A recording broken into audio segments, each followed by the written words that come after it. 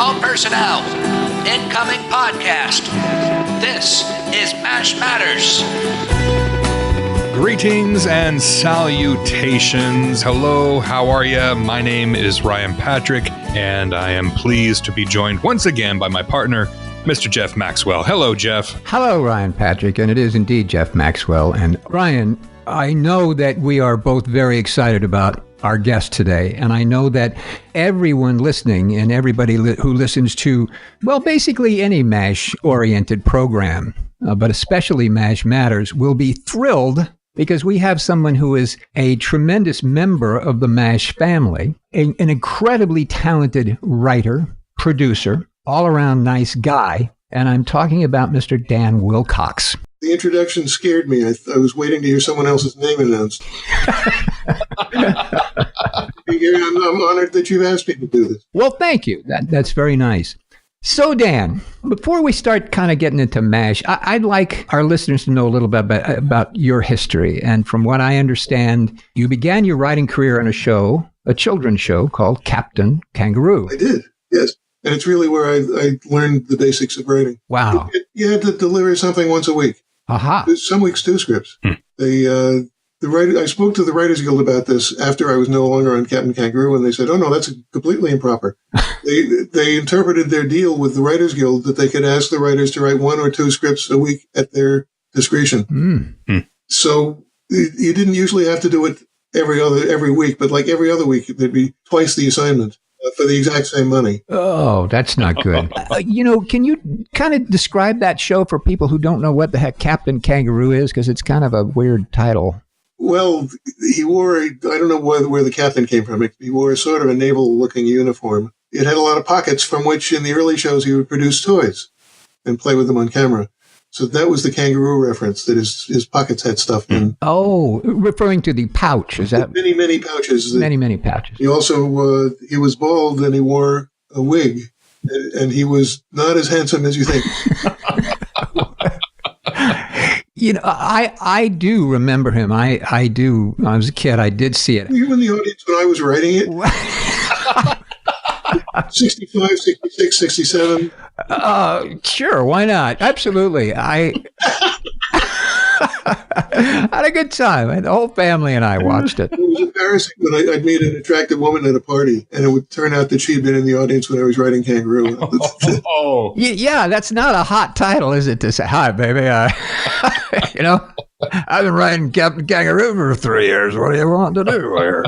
I don't know. When I saw him, he bothered me a little bit. I was never a fan because he just kind of, he made me nervous. That guy in a thing named Captain Kangaroo. But I'm sure he was a very nice man. I know the show was on for a million years and he did a lot of fine stuff. But gosh, he was kind of strange to me. He was a very demanding boss and loudmouthed and swore a lot.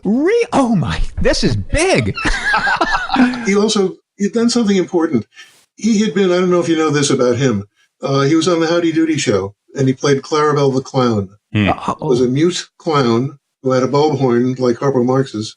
That was how he'd communicate or get your attention, with a bulb horn, and then he'd pantomime what he needed. And he would squirt people with seltzer, with a big seltzer bottle that he carried with him. So when Bob Keeshan was the guy's name, he was Clarabelle and later became Captain Kangaroo. When he had his first child, he thought, I don't want my kid watching this sort of show. And he created a show for children where the host was soft-spoken, polite, and courteous. Oh. And he did that beautifully. I mean, he carried that character off on camera beautifully. And he was about halfway he wasn't all the way to that. Fred Rogers went the rest of the way. Mm-hmm. Yeah. But Keeshan really did something important, I think, for children's television. I remember reading when I was there, they had a sheet of thou shalt nots that they sent to all the sponsors, saying, we will not permit you to say this in a commercial on our show at Christmas time. Ask Mommy and Daddy to give you this for Christmas. That was not permitted. Oh. And I thought I was proud to be on a show that took that sort of a stand. Mm-hmm. Well, he presented a very nice image that children and obviously adults resonated with, because the adults were turning the TV on and off, so everybody it was okay with it. That's one of the secrets. The reason Sesame Street is as adult as it is, and it's pretty adult, given that it's for 3 to 5-year-olds, is that they started on the premise that the adults control the television dial. Mm-hmm. So it had to be all right with them to have that show on. Mm-hmm. Going to turn it on for the kids. And then have to watch that. You didn't see a lot of adults watching Teletubbies. Well, not sober anyway. No.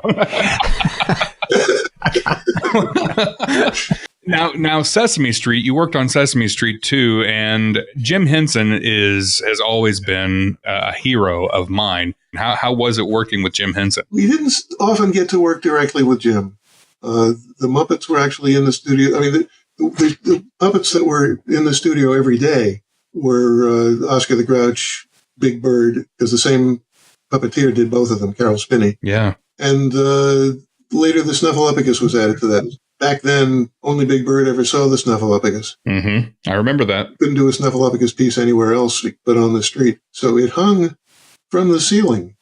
You look up and there was this huge creature over your head. Also, no one knew how big it was. Maybe you could tell how big it is now because everybody sees him and everybody can do a scene with him. But when I was there, since only Big Bird ever saw him, and the end of the piece always was the Snuffleupagus would have to go home while Big Bird was getting his friend saying, "Here, come look, he's here now. I can prove he's real." And by the time everybody arrived, the Snuffleupagus would be gone. Mm-hmm. So you never got to see the Snuffleupagus alongside a person. Ah, uh-huh. Saw him alongside the puppet of a bird, which was about 7 feet tall. It looks so big. It's like, yeah, okay, that's large. That's big, like maybe the size of a collie. But it was really huge. Is there a lot of pressure on the writers to make all this stuff work? Like, you're talking about a show compared to a network show like MASH or something that has all this visibility to it. Was there that kind of pressure with those two shows? With Sesame Street and Kangaroo? Uh-huh. Not the same sort of pressure. Anytime you go into a situation where you know what you're doing is good, and most of the people seem to know how to do it, there's pressure on you to keep up. Mm-hmm. That's what both of those shows felt like to me. I mean, with me on the Kangaroo staff was a guy named Clark Gessner, who wrote the Charlie Brown musical. Jeff Moss, he's credited with creating Cookie Monster. I think a lot of people feel this, so I'll just say it out loud. I was always thinking, maybe I'm a fraud and they haven't figured it out yet. Yeah. Imposter syndrome, yes. Imposter, yeah. So many people in show business say, oh, gosh, as soon as they know I'm a fraud, I'm done. I had that feeling at Sesame Street. What we were doing was one of the two highlights for me. Sesame Street and MASH are the two top. So how did you get from Sesame Street to MASH? What was that path like? Well, all right, let's see if I can track it out quickly.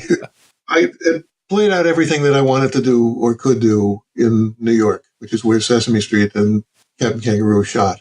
I knew I had to go to Los Angeles. Got a job on a children's TV show that shot in Austin, Texas. And I did that for a year and then moved on to L.A.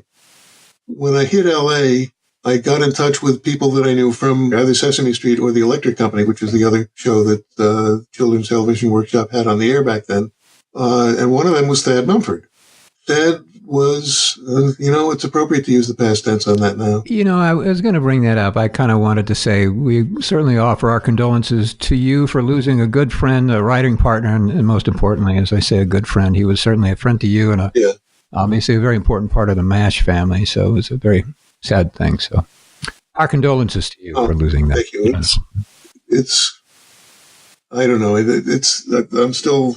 Every now and then I have a baseball question and I realize I can't call Thad and ask him. Yeah, very difficult. But anyway, I got in touch with Thad. We had written something together in my previous trip to LA, an episode of That's My Ma. And I guess I was in touch with him, but I was doing other things. I was working on a show called America Tonight, which was the second year of Fernwood Tonight, which was the summer for Mary Hartman. Martin Mull, right? And yes, and Fred Willard. Fred Willard. Yes. Like Fred Willard, yeah. So I got a call in the middle of that from Thad. He was about to be offered, and he knew it. It was coming. An episode of the second round of Roots. Wow. So he had told them that he didn't want to write it alone. He wanted to write it with me. I have no idea why me, except that we had written together before. But what we'd written together before was That's My Mama. And hey, that Roots was a pretty funny show. So, makes sense. He had a way, Thad did, all his life of getting out of a difficult situation by lying. He often didn't realize he was doing it. So he said to them, I want to write this with my friend Dan Wilcox. because he's had a lot of experience in long form. I think you can pick up the lie in that sentence. The longest thing I'd ever written was That's My Mama. So we talked it over with our agent, and the agent said, don't try to lie your way out of it. Don't try to write something over the weekend and show it to them. Tell them Dan's not available, but you still want to do it by yourself.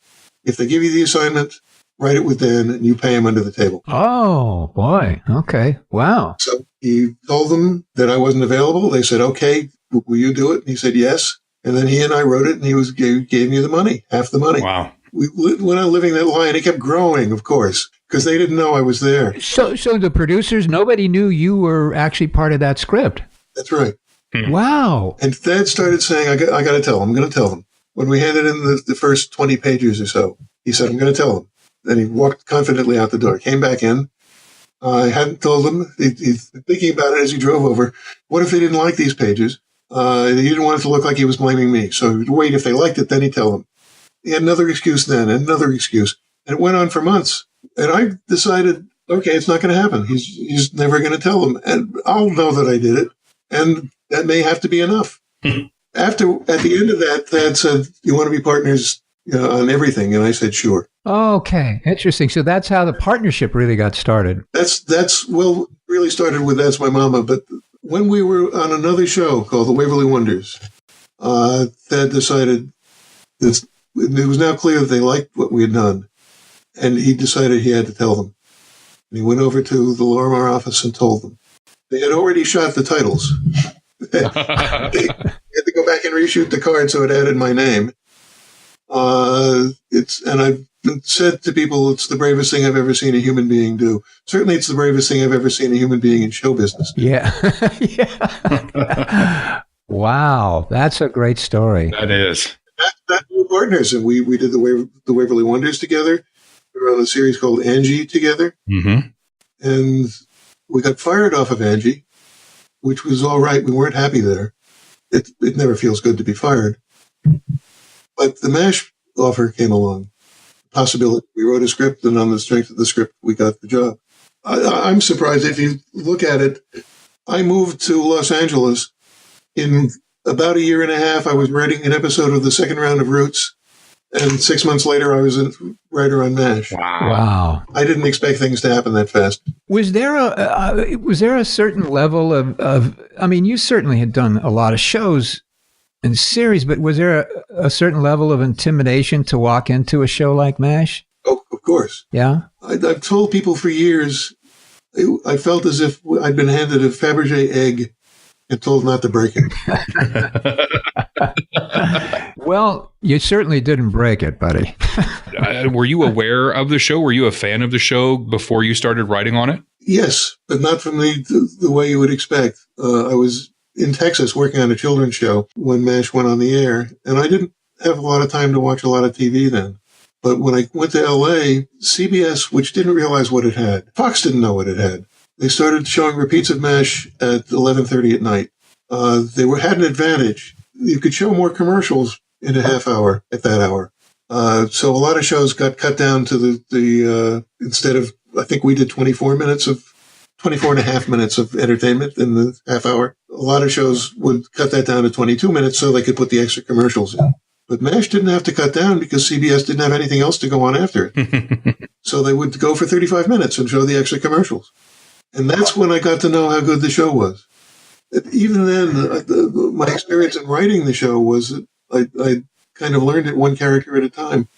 You started with Hawkeye, and then what kind of jokes would he do, and how did BJ talk, and went through them, focusing on them one at a time. The last one to fall into place for me was Charles Emerson Winchester, when I realized I agreed with him.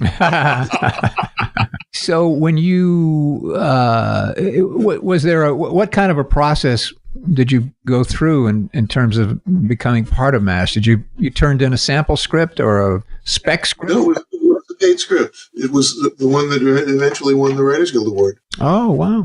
Are You Now, Margaret? Oh, sure. Yes. I watched it last night. I had it recorded because it was on recently, and I hadn't seen it in probably 30 years. Huh. You had a funny line in it, Jeff. Thank you. It's not going to sound funny if I say it here. It was, you want fries with that?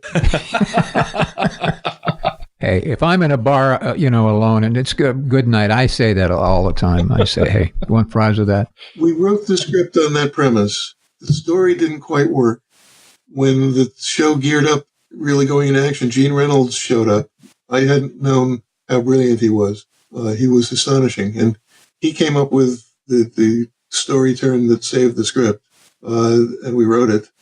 And we possibly could have had an Emmy nomination for it. But we did get a Writers Guild nomination. We nominated something else. That's why we didn't get an Emmy nomination for it. Well, when you say that it's been 30 years since you watched that episode, but that episode is the episode that catapulted you into the MASH family. What's it like 30 years later, sitting down and watching that show again, knowing that you created the words, you and Thad Mumford created the words that were coming out of those actors' mouths? It's funny. To me, I was saying, well, that's not as good as I thought it was. Oh, that's good. My wife had not seen it before and was sitting next to me, and it blew her away. I mean, it is a very good episode. Yes. I don't necessarily take a lot of credit for that by myself. You guys know the process of writing a sitcom. There's a rewrite room. Now, we were in the rewrite room, so we were part of it. The group sits around the table. Well, I didn't sit at the table. I was a smoker then. They didn't want me. I sat in the chair across the room. But the group sits around the table and changes every little thing that they find it necessary to change. Now, we were part of that. If somebody said that if they wanted to change something, even if it was a line I liked, I would help try to think of what the new line ought to be. So that by the time it gets shot in that process, you don't have quite the same proprietary feeling you would have if you'd written every word of it yourself. And I don't mean that as a bad thing, but I was watching it thinking, oh, I remember John Rappaport pitched that line, or I remember when Thad came up with that joke. It was wonderful. He had a way of coming up with fully formed jokes out of the blue. I quoted a couple of them at the memorial. What was the one that? Oh, it just popped out of his mouth once, but somebody, we were meeting with the CBS brass. We had a luncheon, and at the end of it, somebody said something about something was going to happen in Rapid City, South Dakota, and Thad said, "Ah, yes, the premature ejaculation capital of the world."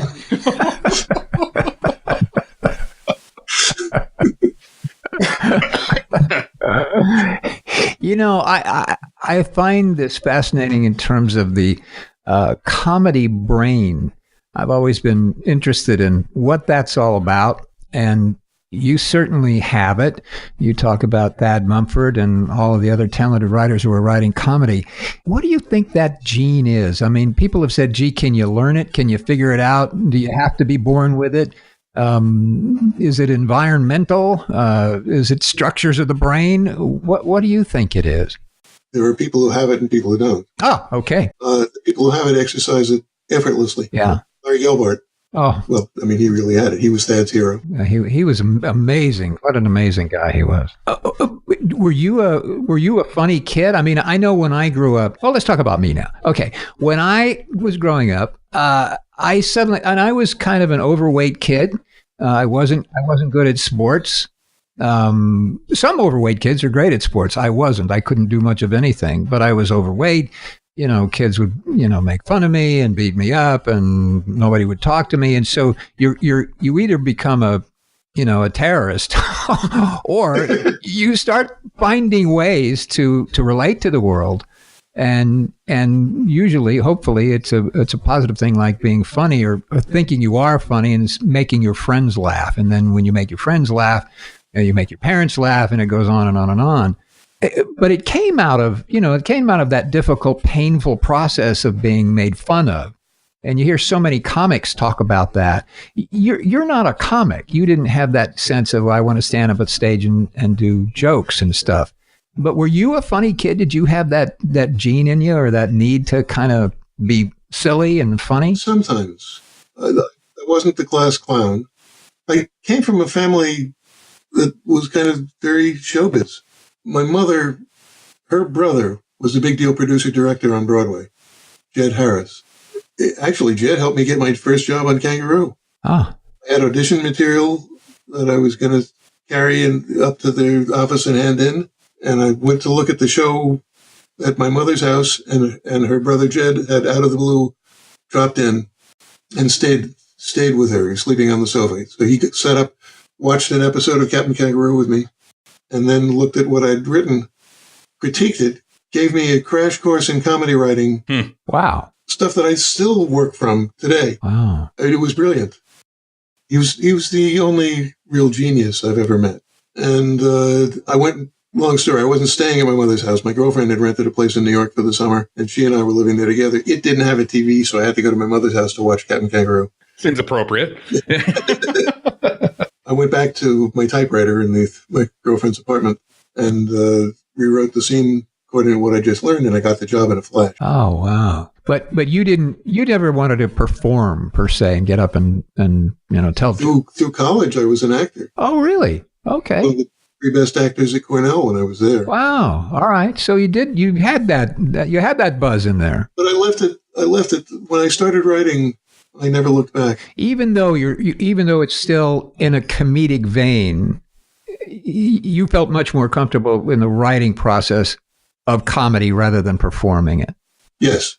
So the process of writing, I'm curious, when you and Thad would work on a script, how would that work? Would you two sit together and write together, or would you come up with your own things and then come together and decide what to use? What was your process? Well, we did sit together and work. We even took turns on who typed, because the person at the typewriter has a certain amount of command over what's going to happen. So we took turns.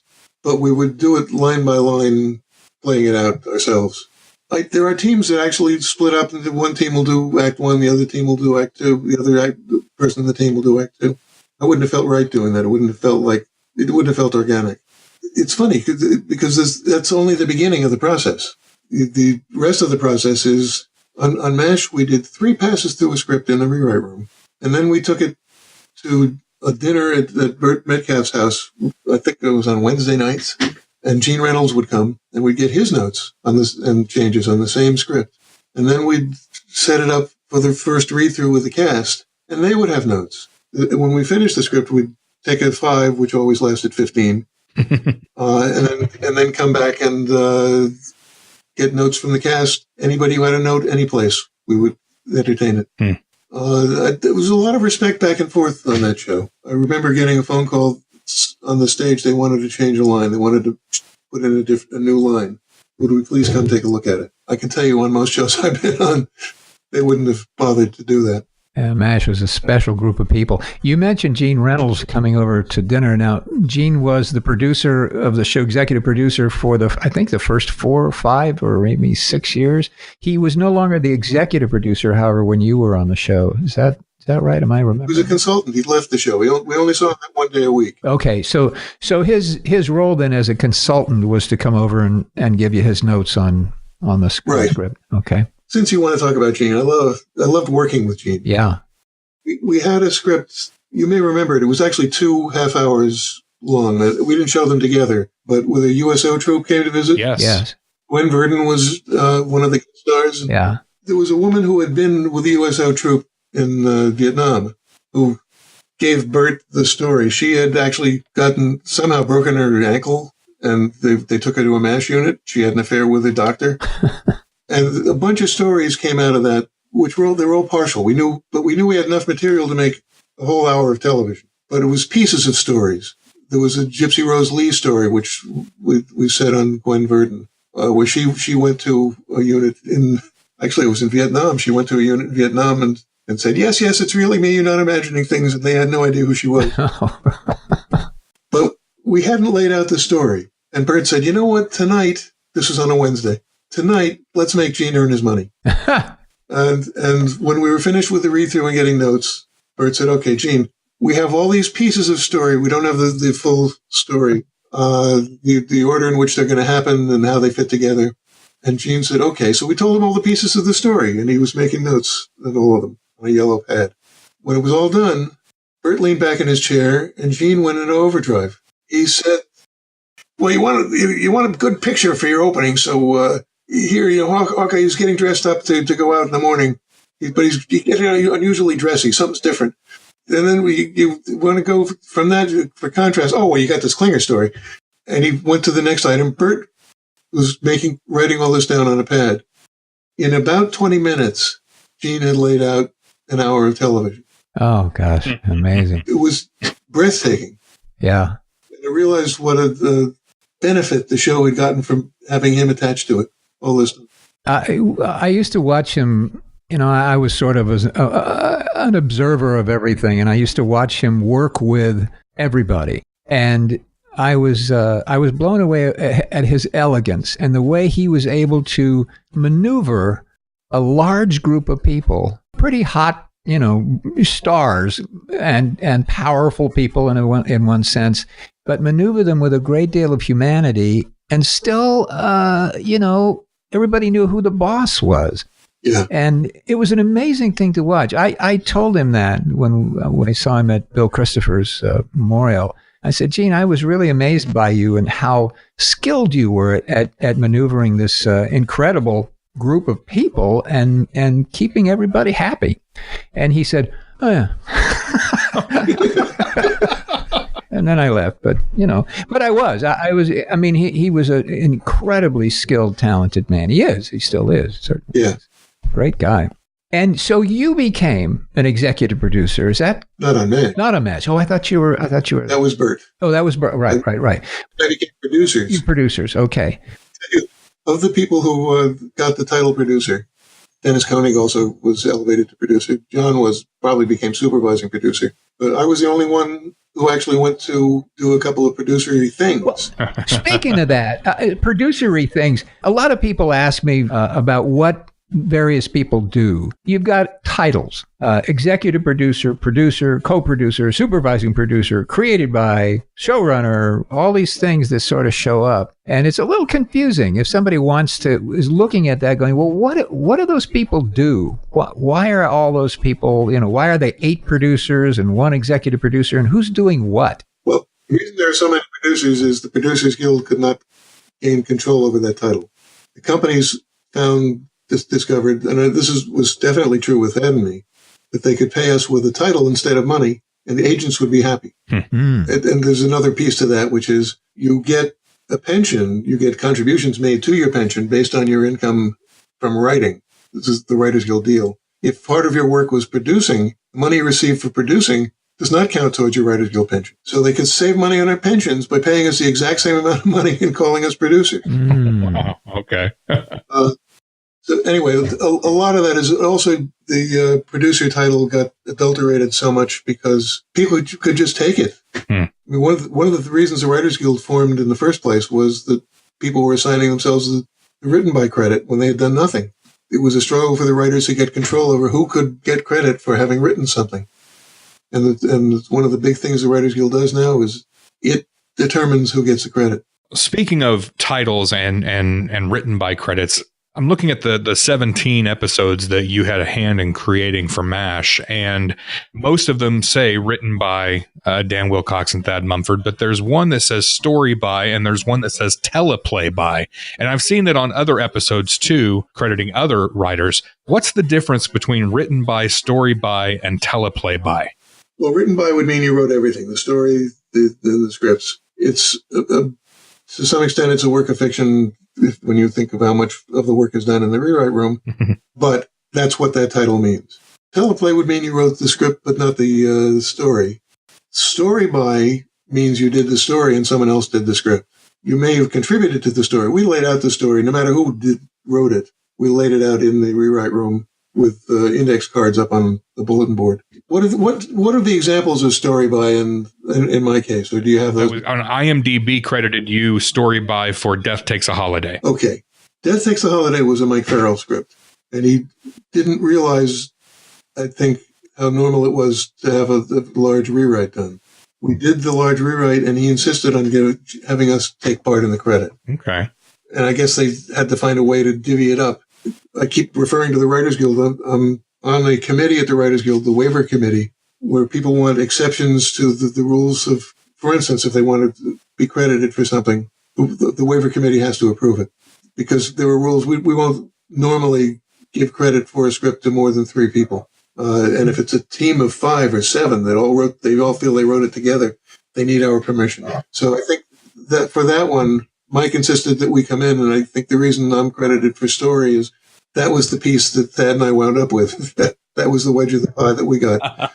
But I think the entire staff is credited on that one, and Mike. Well, and that also brings up the final episode, Goodbye, Farewell, Amen, which had a tremendous roster of writers. How did that work with that many writers being involved with the finale? How did you all work together to craft that? Well, I'll tell you, what was interesting was the first half of it, just getting the basic script written. We laid out a story with Alan Alda with us, the same procedure we would have done anyway, and then divided that into, I forget how many writers there were separately, but my recollection is that it was 7 people. Thad and I, as a team, would be 7 entities.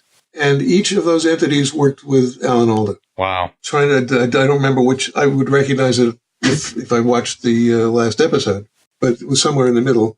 There was a point where whoever had been going before stopped, and now it was our turn, and Thad and I went to Alan's dressing room and wrote that section, our section, with him. When we came to the end of what had been given to us, then it was the next person's turn in the room. So that the first draft was written, every word of it, Alan Alda was in there for it. Wow. But we had all swapped in and out for different sections. Then the entire script was rewritten around the table. And the customary 3 times through that, and then a time with Gene, and we did all of that stuff. You know, we all knew that we would have stories. We were having trouble coming up with stories that the series hadn't done before. But we knew if we could get to the end of the war, there would be new things that hadn't been dealt with. I had talked to a Dr. Maurice Connolly. Oh, thank goodness I remembered his name when I needed to. He's our guest next week, actually. It's going to be good. You can. Oh, he died years ago. Oh, Brian, did you know he's dead? For God's sakes, that's not right. Well, I guess he won't be our guest next week then. Okay. He had been in a MASH unit in Korea, and his MASH unit was there, and he was serving when the war ended. So he remembered, for instance, that everyone was surrendering to his unit. North Koreans were coming out of the woods with their hands up saying, "Feed me." I mean, there was food at the MASH unit, and they didn't have any. Huh. He remembered them getting a North Korean dance band. The musicians. They were in uniform, but they were musicians for the North Korean army. And he said, we used them for entertainment. We had a couple of dances. You remember them playing I Dream of Jeannie with the Light Brown Hair. That became, for the final episode, the story about the Korean musicians that get befriended by Charles Winchester. Yeah. Oh, yeah. He tries to teach them the Mozart Clarinet Quintet, and they get transferred away. And in the last triage that the unit does, because the fighting steps up, once peace was reached, the fighting stepped up because I guess they reached a pact at the table, and 12 hours later it was to go into effect. And if you could move the boundary lines in that 12 hours, that's what the final lines would be. So fighting stepped up, even though peace had been declared. And for that last triage, we brought back in one of the musicians wounded. Oh, boy. Yeah. Powerful moment. How was MASH different, if it was for you, than some of the other shows that you've been involved with? Well, it's going to sound like I'm changing the subject, but I'm not. I was unhappy at one point about what I was being paid at Sesame Street. And I talked to a friend of mine who was a working comedy writer and said, I'm thinking of quitting. And he said, don't quit. He had worked on Caesar's Hour, Sid Caesar. He said, once in my life I was working on a show where all anybody wanted was for it to be good. You've got that now. Hang on to it. And the same was true of MASH. I got it again. I didn't think I would, and I did. All anybody wanted was for it to be good is an oversimplification, but to be fair and honest, funny, moving. It's the only comedy I've ever worked on that I cried while I was writing a script. Really? I think that certainly that feeling is obviously something that when I talk to Ryan and I talk to other people who are fans of MASH, they get that. And I think that's, we talk about MASH matters. And I wonder why MASH matters. And we're part of the show is kind of examining that a little bit. Why does MASH matter? Does it? And what about it affects people? And can a television show really have an effect on us as a society or not? I don't know that. I don't know the answer to the question, but some people come home from work, they have had a hard day at work, they want to, they slug down some libation and they want to turn on a TV and laugh for a few minutes and laugh for a half an hour. And if a show does that, they feel good. But after those laughs, I wonder if they really go away with some lesson learned or anything. I don't know. But MASH is everywhere I go, and I say I'm associated with the show, everybody really immediately goes, "Oh my God, MASH!" And it's a heart thing. They grab their heart, and so something was really going on there. I don't really know what it is. There was certain ambiguity in the very premise that made it always interesting. People wrestling with themselves. If you think about it, all of our villains in the episodes when I was there were on our side in the war. Mm-hmm. Mm-hmm. This show was against war. Mm-hmm. And I think we've all been stuck doing something one time or another where we didn't agree with what was being done or why it was being done, but we had to do the job. Mm-hmm. And I think we got something out of that. It never put it into words. Mm-hmm.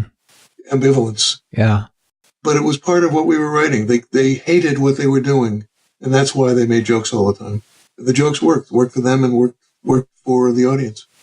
I'm not going to pretend that I know what the secret was. If I knew what the secret was, I would have sold it as a pilot. And we'd be talking about that show.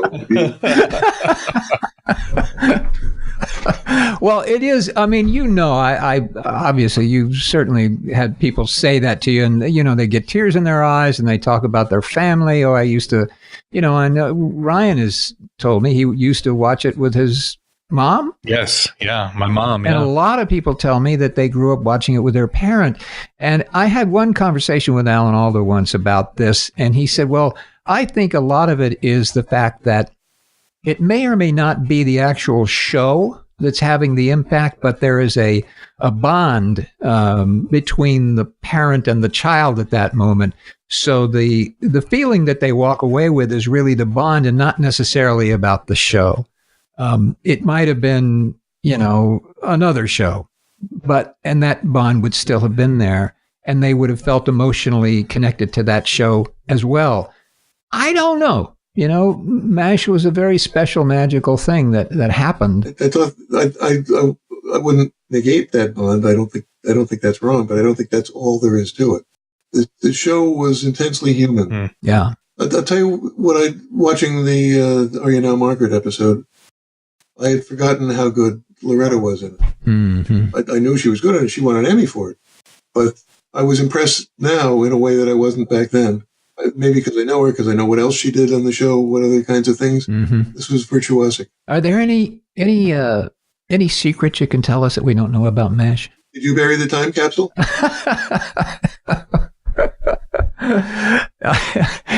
That was, certainly for me, I showed up on MASH because I'd spent a bunch of years in nightclubs as the wacky half of a comedy team. And when I showed up on MASH, I thought, wow, a TV show. Everybody's going to, get naked and have a lot of sex, and there's going to be a lot of drugs and rock and roll. Wow, this is really be great. In reality, it turned out to be a bunch of adults. And I was very disappointed. What are these people doing? Wait a minute, these are grown-ups. And I have to admit, as a young fellow, I grew up there. And, I was connected with the show for 9 years, and I learned I'm very fortunate and I'm very grateful to have been around the caliber of talent that I was. It was kind of an accident that I was there, but boy, I loved it. And it gave me a great deal. And I'm grateful for that experience and I'm grateful for the experience you gave me. And just being around you and the kind of people who were putting that show together was a very special moment for me, as well as it is for everybody, which I think is why we're all so kind of connected on some DNA-ish level. I'm starting to tear up, but I'll be okay. We're getting sentimental now. I have a friend in England who's a comedy writer, Peter Spence. He created the show To the Manor Born, And we met because someone told him that I was in town in London, and he wanted to meet anyone who had worked on MASH. And I went with him. We've become very good friends. I went with him on a trip we dropped in on a couple of friends of his who were comedy writers. And he hadn't briefed them. They said to one, Dan worked on MASH. And the guy said, MASH? I am not worthy. I am not worthy. Oh, my goodness. I'll tell you, one scary story for me is I went to a school to talk about show business. They had a school, kids that are in drama classes and stuff. And there was a bunch of people from the music industry and dancers and people from TV and movies and stuff. So we were all there to kind of talk about our experiences to the kids, the high school kids. And I came to me and I got up and I said something about, well, how many of you have seen MASH? Not one hand went up. This was 60 kids in a high school. And I thought it was a joke. I thought somebody was playing a joke on me. I said, well, okay, how many of you seen MASH? No, I think maybe I saw it. They had not seen the show. And I said, well, what am I here for? What are we doing here? And so I kind of talked, we chatted a bit, but wow, that was kind of a shock. That had never hit me before. I'd never experienced that. Same experience with a group of film school students. They had never seen MASH. Never seen MASH. I asked them if they know who Jerry Lewis was, and they did not. So you were talking to a bunch of idiots then, is what we're... I think so, okay, yes. Yeah. Oh, maybe this was the idiot high school I went to. I don't know. I never went back, though. They're still there. They haven't graduated yet. No, they don't. Yeah, that was 30 years ago. They're still in high school. Hey, Dan Wilcox, I can't thank you enough. I know I dogged you and said, "Oh, please come on, please." And I hope I wasn't too pushy about it. But I know, Ryan and I we're very excited about it, and we talked about you, and we're very thrilled and appreciative of you spending some time with us. Brian, do you have any more? Do you want to delve into perhaps his bank routing number or anything? Why we got him? We'll do that off the air. Oh. I just want to say, as a fan, Dan, that your words have brought me and many others much joy throughout the years. I want to tell you too, Dan, because it's rare that I would get an opportunity to tell the writer of the show. One of my all-time favorite episodes is a show that you and Thad wrote, which is A War for All Seasons. And so I just want to thank you for writing that particular episode. I've watched that episode probably more than any other episode. Wow. And it brings me a lot of joy. So thank you for that. Oh, well, thank you. That's one of my favorites also, and it was my idea to make a year go by in one episode. Oh, wow. Which let us do stories. We had wanted to do something about, again, Maurice Connolly's unit had improvised a dialysis machine. They got their parts by ordering them from Sears Roebuck, which could deliver all the way to the Korean War. Great. So we had stories like that where how could you send in a request to Sears Roebuck, and the month later the goods arrive. You couldn't tell that. Normally the understanding on a sitcom is that about 2 weeks at most will go by. So for this, with a whole year, it let us tell stories. That was one that needed the time. Father Mulcahy planted a garden. He planted corn and it grew. And then Jeff ruined it. I ruined that corn. and followed the story of the Brooklyn Dodgers, which their fall from grace in 1951. And he had to go the whole summer to follow that story, to tell that story. So it opened up stories that we couldn't do any other way. Some people like creamed corn. I mean, I don't know what they can do. Let it go, Jeff. Let it go. All right. Gee, well, hey, we could probably talk to you for another 2 hours, but you probably would get mad. So, again, we thank you. And appreciate this very, very much. And don't be a stranger. If you ever want to come back and talk about anything, please do. Our MASH Matters is yours. Thank you, Dan. Thank you so much. As you can see, I can go on and on, but you'll want to talk to some other people, I'm sure. But if you ever want me back, I'll be happy to. Yeah. Absolutely. Thank you very, very much. We thank you for all your pearls of wisdom and all the insights that you've shared with us about your life and, of course, everybody's favorite show, MASH. So we thank you. And now you can go eat dinner. Okay. Thank you. Thank you, guys.